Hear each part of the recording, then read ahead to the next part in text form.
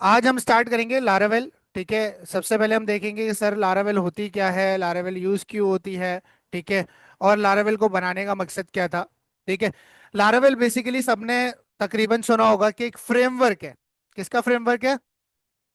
PHP का framework है, framework of PHP. PHP एक स्क्रिप्टिंग लैंग्वेज, एक सर्वर साइड स्क्रिप्टिंग लैंग्वेज है, उसका ये फ्रेमवर्क है। अच्छा, हम लोगों ने बहुत सारे फ्रेमवर्क्स पहले भी पढ़े, लाइब्रेरी भी पढ़ी है, जैसे जे क्वेरी एक लाइब्रेरी है जावास्क्रिप्ट की, वो हम पढ़ चुके हैं। ठीक है, आपके पास बूटस्ट्रैप एक फ्रेमवर्क है सीएसएस और जावास्क्रिप्ट का, वो भी आप पढ़ चुके हो। तो आपने देखा कि सीएसएस एक लैंग्वेज थी, एक स्टाइल शीट लैंग्वेज थी, और उसका एक फ्रेमवर्क था बूटस्ट्रैप। तो बूटस्ट्रैप और सीएसएस में आपको क्या डिफरेंस नजर आया? बूटस्ट्रैप क्यों थी, आपको क्यों दी गई थी बना के व्हाट्सएप? बने बनाए कंपोनेंट्स, बनी बनाई क्लासेस, प्री रिटन क्लासेस आपको मिलती थी। एक डिजाइनर जो डेली लाइफ में चीजें यूज करता है, अपने एलिमेंट्स जो डिजाइन के अंदर, एचटीएमएल के अंदर मार्जिन्स लगाना, बैकग्राउंड कलर्स लगाना, वो उन्होंने प्रोटोटाइप बेसिक बेसिक बना के आपको दे दिया था, जिससे आपके लिए आसानी हो गई थी। आपको स्टाइल डॉट सीएसएस में ज्यादा कोड लिखने की जरूरत नहीं पड़ती थी। उन्होंने आपको रिस्पॉन्सिवनेस के लिए ग्रिड सिस्टम बना के दिया था, रॉ कॉलम का। ठीक है, याद है? रॉ और कॉल 12 कॉलम्स का आपको ग्रिड सिस्टम दिया था।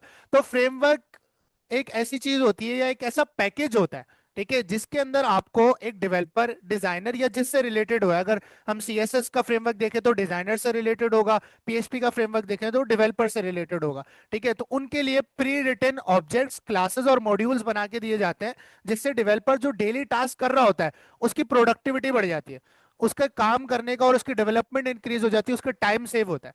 ठीक है, तो जो लारावेल है इसके अंदर भी आपको पीएचपी का फ्रेमवर्क मिलता है। ठीक है, ये भी आपको बहुत सारी आसानियां प्रोवाइड करता है। हमने क्रड ऑपरेशंस क्रिएट किए थे। ठीक है, हमने डेटाबेस में फॉर्म से रिकॉर्ड को पुट करना सीखा, उसको टेबल में फैच करके दिखाना सीखा, अपडेट करना सीखा, डिलीट करना सीखा, ऐड टू कार्ट सीखा, वगैरह वगैरह, ये सारी चीजें। लेकिन ये सारी चीजें हम स्क्रैच से खुद लिखते थे, ऐसा ही है। इसके लिए हमें कोई आसानी तो नहीं मिलती थी सर, के हमें को बना बनाया कोड नहीं मिल रहा कि भाई मेरे पास कोई ऐसा बने बनाया टेबल हो जिसमें खुद से डेटा लोड हो जाए। ठीक है, लेकिन लारावेल के अंदर आपको बहुत सारे ऐसे पैकेजेस मिलते हैं, या प्री रिटन क्लासेस और ऑब्जेक्ट्स मिल रहे होते हैं, जो आपकी जिंदगी को आसान बना देते हैं। अब एक आपके पास पैकेज आता है लारावेल के अंदर, जेट स्ट्रीम नाम से, जो लॉगिन रजिस्टर हमने खुद से लिखा था, जेट स्ट्रीम आपको पूरा बना के देता है। आपको सिर्फ पैकेज इंस्टॉल करना है और कॉन्फ़िगर करना है, आपको कोई लॉगिन रजिस्टर की लॉजिक लिखने की जरूरत नहीं है। इसी तरह जब आप करंट ऑपरेशंस कर रहे होते हो तो उसके अंदर आपको रिक्वेस्ट के प्रोटोटाइप्स मिल जाते हैं, जिसके अंदर आप दो तीन मेथड से अपना पूरा करंट का ऑपरेशन परफॉर्म कर सकते हो। ठीक है, आपको ये नहीं कि आपको जो है ना डॉलर अंडरस्कोर पोस्ट भी चाहिए, डॉलर अंडरस्कोर गेट भी चाहिए, आप इनपुट्स को नेम भी दे रहे होगे, वगैरह वगैरह, ये सारी चीजें लारावेल के अंदर इतनी हेक्टिक नहीं होती। ठीक है, तो पीएचपी का एक फ्रेमवर्क है लारावेल, जो आपको प्री रिटन ऑब्जेक्ट क्लासेस और मॉड्यूल्स प्रोवाइड करता है, जिससे आपका काम जल्दी हो जाता है। ठीक है, लारावेल आपको आर्किटेक्चर प्रोवाइड करता है, लारावेल आपको एक पैटर्न फ्लो और फोल्डर स्ट्रक्चर प्रोवाइड करता है, जिससे आपका काम और ज्यादा इजी हो रहा होता है। अब देखो, फॉर एग्जाम्पल मुझे एक रिकॉर्ड क्रिएट करवाना है, सबसे पहले एक फॉर्म बनाऊंगा, एक फॉर्म बनाऊंगा, उसको फिर हम मेथड देंगे, उसके इनपुट्स को हम नेम देंगे, फिर डॉलर अंडरस्कोर पोस्ट से ये सारा काम जितना रिकॉर्ड क्रिएट करवाने वाला है हम लोग एक फाइल में कर रहे होते हैं। ऐसा ही है। ठीक है, फॉर्म भी उसी एचटीएमएल के पीएचपी की फाइल में बना रहे होते हैं हम, पीएचपी भी उसी में लिख रहे होते हैं, सीएसएस भी उसी में कर रहे होते हैं। लेकिन लारावेल आपको कहता है कि आप जो है ना ये सारी चीजें एक फाइल में नहीं करोगे, आप एक ऑर्गेनाइज वे में करोगे, जो कि सिक्योर भी होगा। ठीक है, लारावेल फॉलो करता है एक आर्किटेक्चर जिसका नाम है एमवीसी। एमवीसी क्या होता है? क्या होता है एमवीसी? Model view controller. ठीक है, एमवीसी की फुल फॉर्म क्या है? Model view controller. ठीक है, लारावेल इस आर्किटेक्चर को फॉलो करता है। अभी इस पे बात करते हैं, इस पे भी आएंगे, इसको डिटेल में पढ़ेंगे। बेसिकली इसका जो फ्लो होता है वो मॉडल व्यू कंट्रोलर नहीं होता, मॉडल कंट्रोलर व्यू होता है। इसको आप एमसीवी पढ़ो तो ज्यादा बेटर है। ठीक है, अच्छा, लारावेल दूसरी चीज ओपन सोर्स है। अच्छा, ओपन सोर्स से क्या मुराद है? ओपन सोर्स से मुराद है कि इसका कोड फ्री ऑफ कॉस्ट आपके इंटरनेट पर अवेलेबल है। आप इन इन जो लारावेल का फ्रेमवर्क है इसके अंदर कंट्रीब्यूट भी कर सकते हो।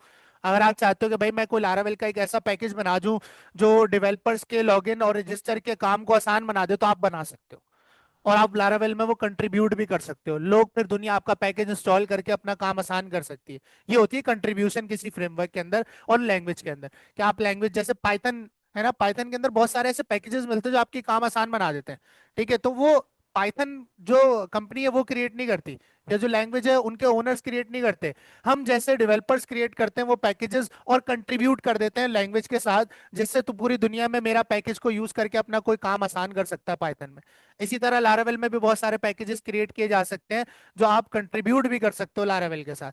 अगर आप गूगल पे आओगे ना, और गूगल पे आके आप लिखोगे गिटहब लारावेल, क्या लिखोगे? गिटहब लारावेल, तो आपको लारावेल की ओपन सोर्स पूरी की पूरी कोड रेपोजिटरी मिल जाएगी। ये पूरा लारावेल का कोड है जो लारावेल का फ्रेमवर्क है। इसके अंदर आप आसानी से कंट्रीब्यूट कर सकते हो। आई होप गिट सबको आती होगी।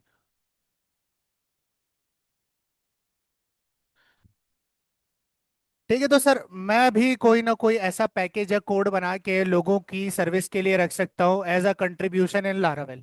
ठीक है, तो इसके अंदर आप कंट्रीब्यूट वगैरह कर सकते हो। बहुत लोग इसमें कंट्रीब्यूट करते हैं, देखो कितने कंट्रीब्यूटर्स आ रहे हैं, 681, और प्लस एक्स्ट्रा कितने, 671।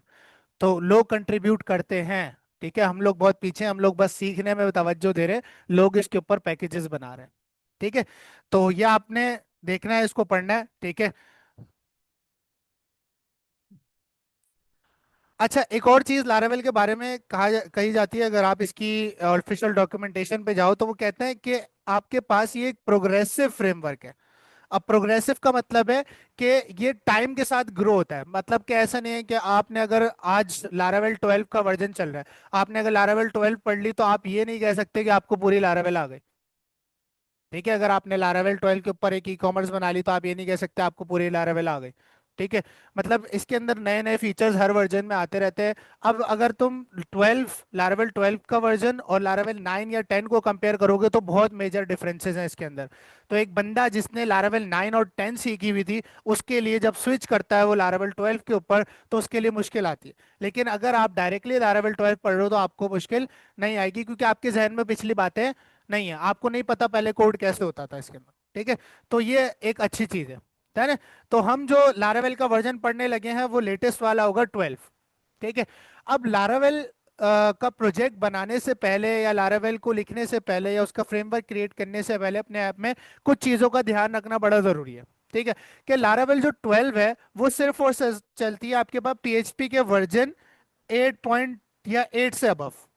किससे चलती है? 8 से अबव पे चलती है। ठीक है, 8, 8.1 या 8.2, 8.2 लेटेस्ट चल रही है अभी पीएचपी के वर्जन, ये आपके पास होनी चाहिए। अच्छा सर, ये कैसे पता चलूंगा मेरे सिस्टम के अंदर पीएचपी का कौन सा वर्जन है? मैं खोलूंगा सीएमडी स्टार्ट से। ठीक है, और यहाँ पर क्या टाइप करेंगे, कैसे चेक करते हैं पीएचपी का वर्जन? PHP space -v। ठीक है, ये लिखोगे तो आपके पास पीएचपी का आपको वर्जन पता चल जाएगा, क्या आ रहा है? 8.2 आ रहा है। इसका मतलब इस सिस्टम के अंदर लेटेस्ट पीएचपी इंस्टॉल्ड है। अगर आपके पास 8 से कम है तो फिर आपने क्या करना है, आपने जैम के अंदर जो htdocs है उसका बैकअप बना लोगे और जैम को दोबारा से इंस्टॉल करोगे। आप जैम का जो ना, क्योंकि आपकी जो पीएचपी आप इंस्टॉल कर रहे होते हो वो जैम के साथ ही आ रही होती है आपके पास, ऐसा ही है। ठीक है, तो जैम आपने ओपन करना है और यहाँ पर डाउनलोड्स के अंदर ये रहा 8.2 पीएचपी लिखा हुआ है, ये रहा। ठीक है, ये वाला जैम्प आपने इंस्टॉल कर लेना है दोबारा से, अगर आपके पास आपके सिस्टम में कम आ रही। ठीक है, ये पहला रूल है। ठीक है, लारावेल 12 के लिए पहला रूल है। दूसरा रूल है कि आपके पास, अच्छा, जो लारावेल का फ्रेमवर्क क्रिएट होगा, ठीक है, उसको जो मैनेज करेगा, ठीक है, देखो एक इवेंट होता है। ठीक है, तो उसको मैनेज करने के लिए कोई ना कोई एक टीम हो गया, वो कोई ना कोई एक ऐसा हेड होगा जो उसे मैनेज कर रहा होगा, तुम्हें डायरेक्शंस दे रहा होगा, इधर जो टीम होगी उसे डायरेक्शंस दे रहा होगा। इसी तरह जो लारावेल का फ्रेमवर्क है उसके अंदर जितने पैकेजेस चल रहे हैं, जितना काम हो रहा है, या लारावेल खुद उसको मैनेज करने के लिए एक चीज आपको दी जाती है, और वो है आपके पास एक पैकेज मैनेजर। क्या है? Package manager. ठीक है, लारावेल के जितने भी पैकेज मैनेज करता है उस पैकेज मैनेजर का नाम है कंपोजर। क्या नाम है? कंपोजर एक ऐसा सॉफ्टवेयर है, एक पैकेज मैनेजर है जो लारावेल और उसके पैकेजेस को मैनेज करता है। ठीक है, आपको लारावेल के अंदर फॉर एग्जांपल जेट स्ट्रीम की कोई लाइब्रेरी डाउनलोड करनी है, आपको बूटस्ट्रैप डाउनलोड करनी है, तो आप किसकी मदद से करवा रहे होगे? कंपोजर को बोल रहे होगे। आप खुद से डाउनलोड नहीं कर सकते। ठीक है, इसमें ऐसा नहीं होता कि सीडीएन उठा के लगा दिया बूटस्ट्रैप का। ठीक है, लगा सकते हो लेकिन वो अच्छी प्रैक्टिस नहीं है। आप कमांड लाइन के जरिए अपनी बूटस्ट्रैप वगैरह या कोई दूसरी लाइब्रेरीज और पैकेजेस लारावेल में इंस्टॉल कर रहे होते हो, और उसमें आपको कौन हेल्प करेगा? कंपोजर। ठीक है, इसकी मदद से अगर आप पैकेजेस इंस्टॉल करते हो तो वो आपके लारावेल के प्रोजेक्ट के साथ सिंक्ड होंगे, कॉन्फ़िगर्ड भी होंगे, और आपको कोई मुश्किल भी नहीं होगी। ठीक है, तो कंपोजर एक पैकेज मैनेजर है जो लारावेल के पैकेजेस को मैनेज कर रहा होता है। ठीक है। अच्छा, इधर एक और वर्ड आपको देखने को मिला होगा, आर्टिसन। आर्टिसन पढ़ा है? आर्टिसन। आर्टिसन। आर्टिसन आपके पास CLI है। अब CLI क्या होती है? Command line language. ठीक है। गिट पढ़िए, गिट। गिट का अपना एक कमांड लाइन इंटरफेस आता था जिसे कहते हैं गिट बैश। ठीक है। उसी के ऊपर गिट की कमांड्स रन होती हैं, ऐसा ही है? ऐसा ही है। ठीक है। इसी तरह लारावेल, सॉरी, PHP का अपना एक कमांड लाइन इंटरफेस आता है, CLI कमांड लाइन इंटरफेस। उसका नाम है आर्टिसन। क्या नाम है? आर्टिसन। ठीक है। तो पैकेज जो आप इंस्टॉल कर रहे होगे वो आर्टिसन के अंदर कर रहे होगे, और किसकी मदद से कर रहे होगे? कंपोजर। लारावेल खुद भी इसी की मदद से इंस्टॉल होता है, कंपोजर और आर्टिसन की मदद से। कंपोजर क्या है, रिपीट करो? एक पैकेज मैनेजर है जो लारावेल और उसके पैकेजेस को मैनेज करता है। ठीक है। और आर्टिसन क्या है? एक command line interface. Command line interface क्या होता है? ये जो CMD है ये विंडोज का कमांड लाइन इंटरफेस है। पावर शेल है, पावर शेल देखा है? ये भी आपके पास विंडोज का कमांड लाइन इंटरफेस है। इसी तरह PHP का भी कमांड लाइन इंटरफेस होता है, जिसे क्या कहते हैं? आर्टिसन। क्या कहते हैं? आर्टिसन कहते हैं, सर। ठीक है। तो आपके पास PHP का वर्जन 8 या उससे ऊपर होना चाहिए, आपके पास कंपोजर इंस्टॉल होना चाहिए, आपके पास आर्टिसन। आर्टिसन कंपोजर के साथ आता है तो आपको अलग से इंस्टॉल करने की जरूरत नहीं पड़ेगी, सर। तो सर हमारे पास कंपोजर इंस्टॉल है या नहीं, ये कैसे चेक करेंगे? अब अगेन आप CMD ओपन कर लो। CMD ओपन करने के बाद जस्ट आके आप यहाँ पर एक वर्ड लिखो, कंपोजर। यहाँ एंटर करोगे, अगर कंपोजर होगा तो आपको दिख जाएगा, ये देखो आपके पास कंपोजर इंस्टॉल्ड है। अब कंपोजर का वर्जन आ रहा है 2.8.10। अब देखते हैं क्या ये लेटेस्ट वाला है। अपने गूगल पे चलते हैं और यहाँ लिखते हैं कंपोजर डाउनलोड, या सिर्फ कंपोजर लिखते हैं। ठीक है। तो ये आपके पास getcomposer.org की वेबसाइट है, इस पे आओगे तो आपको सब कुछ दिखाएगा, ये कंपोजर का लोगो है। ठीक है। यहाँ पर डाउनलोड के ऊपर आते हैं, और डाउनलोड पे आने के बाद आपके पास देखो लेटेस्ट चल रहा है 2.8.11, और यहाँ वो है 2.8.10। खैर इतना मेजर फर्क नहीं है, लेकिन दोबारा कर लेते हैं। ठीक है। अब कंपोजर इंस्टॉल करने के लिए ये लाइन देख रहे हो, download and run composer setup exe, इसके ऊपर क्लिक करोगे ना कंपोजर सेटअप एक्जी पे, तो आपका सेटअप डाउनलोड हो जाएगा। सेटअप डाउनलोड होने के बाद इसको रन करना है, इंस्टॉल फॉर ऑल यूजर्स करना है, यस करना है, और नेक्स्ट नेक्स्ट करते जाना है आपने, और कुछ भी आपने नहीं करना। अच्छा, कंपोजर इंस्टॉल करने से पहले मेक श्योर आपकी PHP इंस्टॉल होनी चाहिए, क्योंकि ये PHP को अपने साथ कॉन्फ़िगर कर रहा होता है। ठीक है। तो अगर PHP नहीं होगी तो आपका कंपोजर भी इंस्टॉल सही से नहीं होगा। है ना? तो क्या क्या रूल्स बताएं? सबसे पहला रूल, लारावेल को बनाने के लिए, लारावेल का प्रोजेक्ट क्रिएट करने के लिए PHP का वर्जन 8.2 होना चाहिए। दूसरा, कंपोजर इंस्टॉल होना चाहिए। तीसरा, आर्टिसन आपके पास होना चाहिए। तो फिर आप लारावेल अपने सिस्टम में चला सकते हो। कौन सी? लारावेल 12। इससे पुरानी होगी तो पुराने वर्जन पे चलेगी, है ना?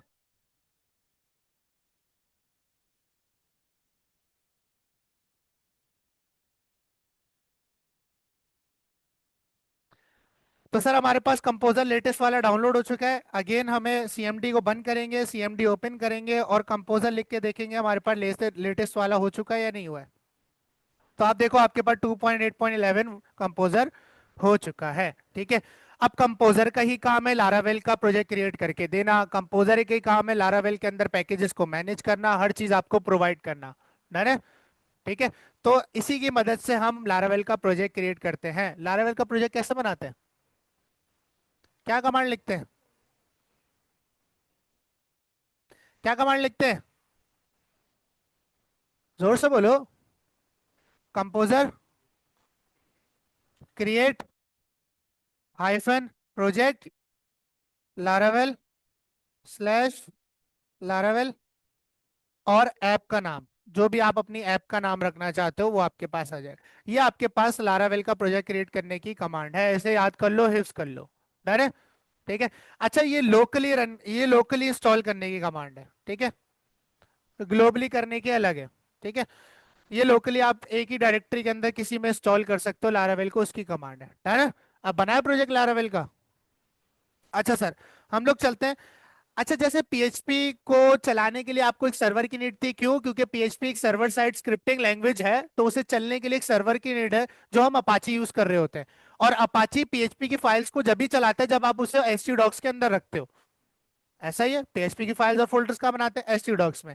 लेकिन लारावेल को चलाने के लिए भी सर्वर की नीड है, लेकिन जरूरी नहीं है कि आप htdocs में रखो। क्योंकि लारावेल के पैकेजेस और उसके फ्रेमवर्क के अंदर उसका अपना बिल्ट इन सर्वर आता है। ठीक है, तो आप लारावेल का प्रोजेक्ट पूरे अपने कंप्यूटर में कहीं पर भी क्रिएट कर सकते हो, एस टी डॉक्स में ही कर लो या बाहर कर लो, इट्स अप टू यू, हर जगह चलेगा। ठीक है, तो सी में आते हैं, और सी में आने के बाद यहाँ पर मैं एक फोल्डर बना लेता हूँ लारावेल लेक्चर्स के नाम से। ठीक है, लारावेल लेक्चर्स के नाम से सर मैंने एक फोल्डर बनाया है। यहाँ पर आपने आके एड्रेस बार में क्लिक करना है और आपने टाइप करना है CMD, यानी कि विंडोज का कमांड लाइन इंटरफेस आपने ओपन करना है। ठीक है, उसके बाद आप ये कमांड डालोगे कंपोजर, क्या करो भाई कंपोजर आओ एक क्रिएट बनाओ, प्रोजेक्ट बनाओ, क्या बनाओ सर, एक प्रोजेक्ट बनाओ, और उस प्रोजेक्ट को कौन सा बनाओ, लारावेल का बनाओ। ठीक है, लारावेल स्लैश लारावेल। अच्छा, ये लारावेल स्लैश लारावेल क्यों करते हैं, आपको पता है ये कहाँ से कंपोजर लेके आता है आपका लारावेल का प्रोजेक्ट? हाँ, गिटहब से लेके आता है। ठीक है, आपका प्रोजेक्ट हमेशा गिटहब से आ रहा होता है। अगर आप यहाँ के लिखोगे ना लारावेल बाय लारावेल, तो गिटहब पे ओपन सोर्स ही रखा हुआ है इसका पूरा प्रोजेक्ट, आप चाहो तो गिट से भी क्लोन कर सकते हो। ठीक है,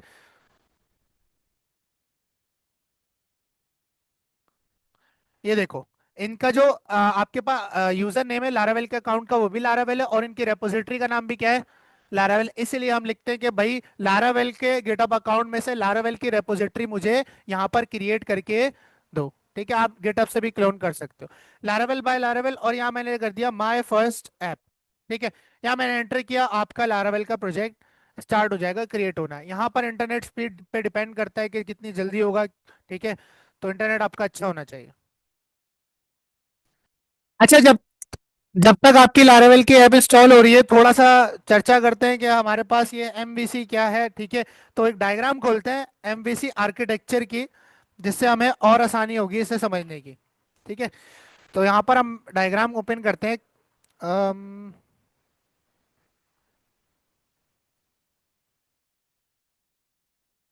हाँ,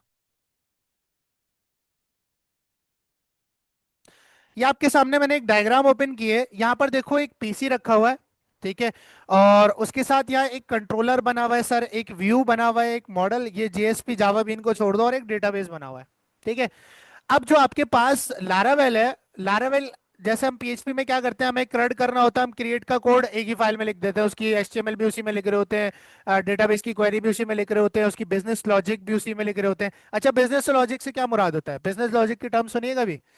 बिजनेस लॉजिक से मुराद होता है जैसे आप लॉगिन रजिस्टर करते हो। ठीक है, लॉगिन रजिस्टर करते हुए एक तो आप रजिस्टर जब बटन पे क्लिक करेगा यूजर, तो आप उसकी चारों वैल्यूज, जो भी user name, email, password, confirm password है, वो PHP में उठाओगे। PHP में उठाने के बाद आप चेक करोगे क्या वो ईमेल एग्जिस्ट तो नहीं करती पहले से डेटाबेस में, तो वो रजिस्टर नहीं होगा, वो लॉगिन करेगा। ठीक है, क्या उसका पासवर्ड, कंफर्म पासवर्ड मैच होता है? ठीक है, क्या उसकी ईमेल करेक्ट है? ये सारी कहलाती है बिजनेस लॉजिक। के डेटाबेस में डेटा जाने से पहले आप उस पर जो फिल्ट्रेशन या जो लॉजिक अपनी लगा रहे हो मैच करने की, ये कोई चीज मैच करा रहे हो, कोई चीज वैलिडेट करवा रहे हो, ये कहलाती है बिजनेस लॉजिक। ठीक है, बिजनेस लॉजिक भी हम PHP की फाइल में एक ही जगह लिख रहे होते हैं, जब अपडेट कर रहे होते हैं, जब भी हम सेम काम एक ही फाइल के अंदर सारा कर रहे होते हैं। लेकिन लारावेल कहता है नहीं, आपने सारा काम अब एक फाइल में नहीं करना, मैं आपको एक आर्किटेक्चर प्रोवाइड कर रहा हूं, आपने वो फॉलो करना है। ठीक है, MVC आपके पास दुनिया के पॉपुलर फ्रेमवर्क्स का बहुत पॉपुलर आर्किटेक्चर है। ठीक है, आपके पास जो पॉपुलर आर्किटेक्चर है उनके अंदर MVC आ जाता है, मॉडल व्यू कंट्रोलर। ठीक है, आपके पास एक पॉपुलर आर्किटेक्चर है जो कि डॉटनेट में यूज किया जाता है, रेपोजिटरी पैटर्न। कौन सा? रेपोजिटरी। एक उसके अंदर डॉटनेट में होता है अनियन आर्किटेक्चर। ठीक है, ऐसे बहुत सारे आर्किटेक्चर्स आपको मार्केट में मिलेंगे जो फ्रेमवर्क्स फॉलो करते हैं, लेकिन लारावेल कौन सा आर्किटेक्चर फॉलो करता है?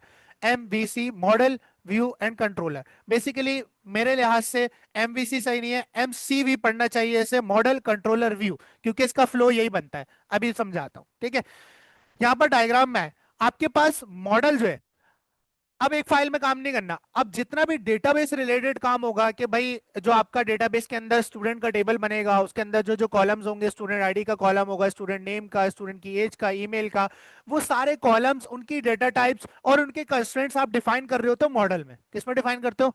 मॉडल होता है आपके टेबल का आर्किटेक्चर। क्या होता है? टेबल का, कि डेटाबेस में आपका टेबल जब बनेगा तो वो कैसे बनेगा, उसमें कौन कौन से कॉलम्स होंगे, ये सब हम किस में डिफाइन करते हैं? मॉडल में। और इजी वे में डेटाबेस से रिलेटेड जितना काम है वो हम किस में कर रहे होते हैं?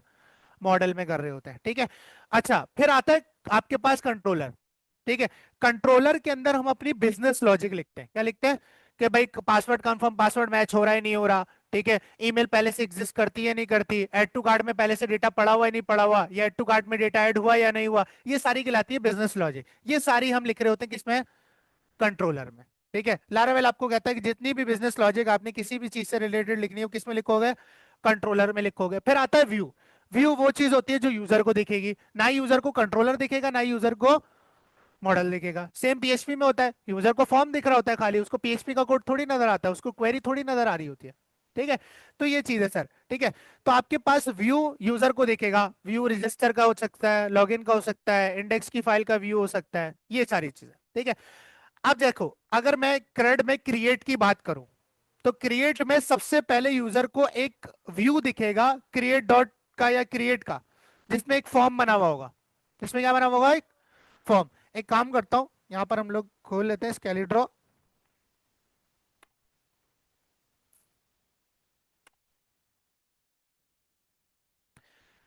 देखो जब आपके पास यूजर रजिस्टर करने आएगा, यूजर रजिस्टर करने क्यों आया है, क्योंकि उसे रिकॉर्ड क्रिएट करवाना है मेरी ऑर्गेनाइजेशन के डेटाबेस में। ऐसी बात है। ठीक है, तो वो आएगा और यहाँ पर आके इनपुट्स में डेटा पुट करना शुरू करेगा। ठीक है, यूजर नेम डालेगा, पासवर्ड डालेगा भी फॉर एग्जाम्पल। ठीक है, अब यूजर को दिख रहा है व्यू, ये व्यू है, ये आपके पास व्यू है। अब उसके पास एक बटन होगा जिसके अंदर लिखा हुआ होगा रजिस्टर। ठीक है, जैसे ही वो इस बटन पर क्लिक करेगा, तो आपको पहले भी तुम लोगों ने पढ़ा होगा नहीं पढ़ा होगा, जब हम फ्रंट एंड से सर्वर पर डेटा भिजवाना होता है, सर्वर से हमें लाना होता है, तो इसमें दो ही चीजें चल रही होती है, रिक्वेस्ट एंड रिस्पॉन्स। क्या चल रहा होता है, आप सर्वर से कुछ ना कुछ रिक्वेस्ट करते हो और सर्वर आपको इन रिटर्न रिस्पॉन्स देता है। ठीक है, तो आप जैसे ही रजिस्टर पर क्लिक करोगे, तो आप क्या कर रहे हो, एक रिक्वेस्ट कर रहे हो जिस भी ऑर्गेनाइजेशन पे आप डेटा भिजवाना चाह रहे हो उसके सर्वर से। आप क्या रिक्वेस्ट कर रहे हो कि भाई मेरे पास मुझे रजिस्टर कर लो, मैंने अपने क्रेडेंशियल्स डाल दिए हैं, मैंने आपको ईमेल भी दे दी, मैंने आपको अपना नाम भी दे दिया, मैंने पासवर्ड भी दे दिया, कंफर्म पासवर्ड भी दे दिया। आप रिक्वेस्ट कर रहे हो उनके सर्वर से कि भाई मेरा ये डेटा लो, अपने डेटाबेस में रखो और मुझे अपने पास रजिस्टर कर लो। अगर आपको वो रजिस्टर कर लेते तो इन रिस्पॉन्स आपको आपकी वेबसाइट का होम पेज नजर आ जाता है, या आपको शो हो जाता है रजिस्ट्रेशन सक्सेसफुल। ये हो गया रिस्पॉन्स। बात समझ आ रही है? तो ये गेम चल रही होती है आपके पास दो सर्वर और फ्रंट एंड के बीच में। रिक्वेस्ट करते हो कुछ ना कुछ और क्या मिलता है, रिस्पॉन्स मिलता है सर्वर से। ठीक है, तो मैं क्या कर रहा हूँ, व्यू से मैंने जब रजिस्टर पर क्लिक किया वैल्यूज डाल के, तो मैं फॉर एग्जाम्पल, ये व्यू था आपके पास एप्पल का, एक ही मिसाल है, एप्पल डॉट कॉम पे थे आप, और एप्पल डॉट कॉम पे आप रजिस्टर करना चाह रहे थे, आप एप्पल के साइन अप पेज पे गए और आपने ईमेल और पासवर्ड पुट किया। ठीक है, अब ये एप्पल का सर्वर है। अब एप्पल के सर्वर के अंदर जितना भी बैकएंड कोड है वो सारे इसके अंदर रखा हुआ है। किसमें रखा हुआ है, इसके अंदर। अब जैसे ही आपने रजिस्टर पर क्लिक किया, तो आपके पास हिट लगेगी एप्पल के सर्वर पर रिक्वेस्ट की फॉर्म में, और रिक्वेस्ट की बॉडी में दो चीजें जाएंगी, ईमेल और पासवर्ड। वो आ जाएगा एप्पल के सर्वर पे, एप्पल के सर्वर पर वो दोनों चीजें रिसीव होंगी। अब एप्पल के सर्वर पे बैकएंड पर कुछ ना कुछ बिजनेस लॉजिक लगी होगी, वो ईमेल चेक कर रहे होंगे कि भाई ये अगर जीमेल डाल रहा है तो क्या वाकई गूगल में ऐसी कोई जीमेल एग्जिस्ट करती है या नहीं करती। भाई मैं एपटेक मैं लिख दूं तैयब@gmail.com, वो गूगल पे रजिस्टर ही नहीं है, और वो रजिस्टर हो रही है जैसे पीएचपी में हो रही थी। ऐसा ही है, ये नहीं होना चाहिए। तो ये सारी चीजें एप्पल वेरीफाई करेगा, और अगर वो वैलिडेट होता है, ठीक है, तो एप्पल रिस्पॉन्स में उसे उसके प्रोफाइल बना के दे देगा और बोल देगा रजिस्ट्रेशन सक्सेसफुल। ऐसा ही है। ठीक है, उसके नैप बार में उसका नाम शो हो जाएगा। इस तरह की चीजें हो रही होती हैं। ठीक है, अब जब उसने रिक्वेस्ट करी, तो रिक्वेस्ट करने पर सर्वर पर कंट्रोलर मौजूद होगा। लैरावेल फ्रेमवर्क की बात हो रही है, एमवीसी आर्किटेक्चर की। व्यू से रिक्वेस्ट गई कहाँ, कंट्रोलर में। कहा जाएगी, कंट्रोलर में। क्यों कंट्रोलर में जाएगी, क्योंकि पहले ये क्रेडेंशियल रिसीव करके इनको वैलिडेट करना है, चेक करना है कि क्या ये सही भी है या नहीं। पासवर्ड उसने 8 कैरेक्टर्स का डाला या नहीं, पासवर्ड उसने करेक्ट डाला या नहीं, लॉगिन करते हुए अगर करेक्ट डाला है नहीं डाला। तो वो सारी बिजनेस लॉजिक कहाँ होती है, कंट्रोलर में। तो रिक्वेस्ट से डेटा कहाँ जाएगा, सीधा कंट्रोलर में। कंट्रोलर में वो भाई वो चीजें चेक होंगी। अगर वो चीजें चेक होकर सक्सेस हो जाती हैं, यानी कि वो चीजें सही हैं, तो आपके पास कंट्रोलर क्या करेगा, इधर ही मॉडल बना होगा। क्या बना होगा, मॉडल, जो डेटाबेस से रिलेटेड काम कर रहा होगा। ठीक है, तो मॉडल क्या करेगा सर, आपके पास मॉडल के अंदर आपके पास ये दोनों चीजें रिसीव हो जाएंगी। कंट्रोलर ने अगर वैलिडेट कर दी तो दोनों चीजें कहाँ जाएंगी, ईमेल पासवर्ड मॉडल के पास आ जाएंगी। मॉडल उसे अपने पास लेगा और डेटाबेस में क्या कर देगा, स्टोर कर देगा। ठीक है। और जब मॉडल डेटाबेस में स्टोर कर देगा, कंट्रोलर को एक मैसेज मिल जाएगा मॉडल से कि भाई आपके पास डेटाबेस में डेटा स्टोर हो चुका है, तो कंट्रोलर इन रिस्पॉन्स व्यू पे एक रिस्पॉन्स भेजेगा कि भाई रजिस्ट्रेशन सक्सेसफुल हो चुकी है सर। ठीक है। ये आपके पास काम चल रहा होता है। ठीक है। तो अगर आप एमवीसी पढ़ो तो होता है मॉडल व्यू कंट्रोलर, लेकिन जो फ्लो चल रहा होता है वो चल रहा होता है model, sorry, model controller view, model controller view. ठीक है। कंट्रोलर एक ब्रिज पाथ है मॉडल और व्यू के बीच में, जो चीजों को वैलिडेट करता है, फिल्टर करता है। ठीक है। बिजनेस लॉजिक उसके अंदर आप लिखते हो। ठीक है। हमेशा डेटा जब मॉडल से निकलेगा तो पहले कंट्रोलर के पास जाएगा, कंट्रोलर से व्यू पे जाएगा, जब व्यू से आएगा डेटा पहले कंट्रोलर के पास जाएगा, फिर कंट्रोलर से मॉडल और डेटाबेस में जाएगा। ये फ्लो चल रहा होता है। अगर ये डायग्राम आप देखो, ठीक है, कहाँ खोली थी हमने डायग्राम, ये देखो। पीसी पे कुछ ना कुछ रिक्वेस्ट लगी, इन्होंने वो क्रेडेंशियल वगैरह नहीं दिखाए हुए, फॉर एग्जांपल साइन अप की ले लेते हैं, साइन अप की, कंट्रोलर के पास डेटा गया, कंट्रोलर ने वैलिडेट किया, कंट्रोलर ने मॉडल को दिया, उसने डेटाबेस में स्टोर किया, मॉडल ने जैसे ही डेटाबेस में स्टोर किया, कंट्रोलर ने रिस्पॉन्स दे दिया व्यू पे कि भाई आपकी रजिस्ट्रेशन हो गई है सक्सेसफुल। ये फ्लो चल रहा होता है। बात समझ आ रही? सर ये तो रिकॉर्ड क्रिएट करवाने का हो गया, यानी कि सर्वर पर डेटा भेज रहे थे, क्या कर रहे थे अभी, क्या कर रहे थे, सर्वर पर डेटा भेज रहे थे, फॉर्म से सर्वर पर भेज रहे थे, एप्पल के पास भेज रहे थे। अगर मुझे एप्पल से डेटा चाहिए, जैसे हम टेबल बनाते हैं और डेटाबेस से रिकॉर्ड क्रिएट करके टेबल में शो करवा रहे होते हैं, शो डॉट पीएचपी या रीड डॉट पीएचपी के अंदर, तो वो कैसे चल रहा होता है? उसमें क्या होता है देखो, आपके पास एक व्यू है, ये इसी को कॉपी कर लेते हैं, रुको। सर आपके पास एक व्यू है, ठीक है। अब इस व्यू के अंदर क्या है, इस चीज को मैं हटा देता हूं। उस व्यू के अंदर सर एक टेबल बना हुआ है, क्या बना हुआ है सर? एक टेबल बना हुआ है जिसके अंदर आपको डेटा देखना है। ऐसे ही देखते थे पीएचपी में डेटा, ठीक है, लेकिन डेटा आएगा तो दिखेगा, और क्रिएट करते हुए जाएगा तो एंटर होगा, ऐसा ही है।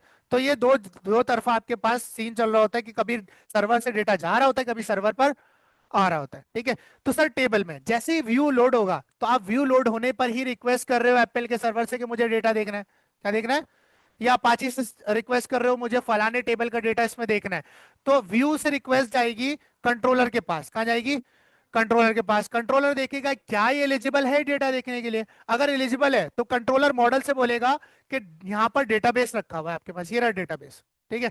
कंट्रोलर मॉडल से बोलेगा कि भाई डेटाबेस से मुझे ये जो रिक्वेस्ट कर रहा है टेबल की वैल्यूज मुझे दो। डेटाबेस इन रिटर्न मॉडल को वापस करेगा, मॉडल कंट्रोलर को देगा, और कंट्रोलर व्यू के अंदर वो चीजें शो करवा देगा। ठीक है। ये फिर उल्टा चलेगा। ठीक है, क्योंकि अब डेटाबेस से डेटा निकल रहा है, क्रिएट करते हुए डेटाबेस में डेटा जा रहा था। ठीक है। तो ये आपके पास फ्लो है। ठीक है, मतलब कि जितनी भी डेटाबेस से रिलेटेड लॉजिक होगी या काम होगा वो आप मॉडल में कर रहे होगे। ठीक है। जितनी भी बिजनेस लॉजिक या जितने भी आप लॉजिकल काम कर रहे होगे, मेथड्स बना रहे होगे कोई चीज करने के लिए, भाई मुझे, मेरे पास बच्चे का ना मार्क्स आए, 5 मार्क्स आए। ठीक है। एक फॉर्म बना हुआ था सर फ्रंट एंड पे यहाँ पर, ठीक है, उसके अंदर बच्चे के 5 मार्क्स पुट किए गए, वो पुट करके उसने एंटर कर दिया, एंटर करने के बाद वो चीज कंट्रोलर पे आई। अब जो टीचर था उसको परसेंटेज नहीं निकालनी थी, अगर उसी को निकालनी है तो फिर ऐप का फायदा नहीं है। ठीक है। अब उसने कहा कि भाई मुझे इन 5 मार्क्स की परसेंटेज निकालनी है, जैसे ही वो 5 मार्क्स आपने पुट किए और आपने कंट्रोलर पे हिट करा, ठीक है, तो कंट्रोलर के अंदर आप एक मेथड बनाओगे, एक लॉजिक बनाओगे कि जैसे ही 5 मार्क्स रिसीव हो तो उसका फॉर्मूला बना के आपने एक परसेंटेज निकाल दी, क्या निकाल दी, परसेंटेज निकाली, और इन रिटर्न आपने व्यू पे शो करवा दी या डेटाबेस में स्टोर करवा दी। ठीक है। तो ये लॉजिक हो गई ना, कि आपको मार्क्स रिसीव हुए थे, आपने उसकी परसेंटेज निकालनी थी, तो वो लॉजिक लिखोगे आप कहाँ कहाँ लिखोगे, कंट्रोलर में लिख रहे होगे। या आप डेटाबेस में वैल्यूज स्टोर कर रहे हो, उसकी लॉजिक का लिखोगे कंट्रोलर में। डेटाबेस से रिकॉर्ड निकालने की लॉजिक का लिखोगे कंट्रोलर में। अपडेट करने की लॉजिक का लिखोगे, डिलीट करने की, ऐड टू कार्ट करने की, हर चीज की लॉजिक का लिख रहे होगे। मॉडल का काम है डेटा लेके डेटाबेस में स्टोर करना, या डेटाबेस से डेटा लेके कंट्रोलर को देना। व्यू का काम है डेटा शो करवाना, असल काम कहाँ हो रहा होगा, कंट्रोलर, है ना? ठीक है। तो ये फ्लो अगर आपको समझ आ गया तो आप आगे थर्ड सेमेस्टर के अंदर भी आप एमवीसी आर्किटेक्चर पढ़ोगे डॉट नेट वगैरह में, तो आपके लिए आसानी होगी। ठीक है, बहुत पॉपुलर आर्किटेक्चर है, ऑलमोस्ट दुनिया के हर पॉपुलर फ्रेमवर्क के साथ ये यूज हो रहा होता है। ठीक है, ऊपर पढ़िए सबने यहाँ पर।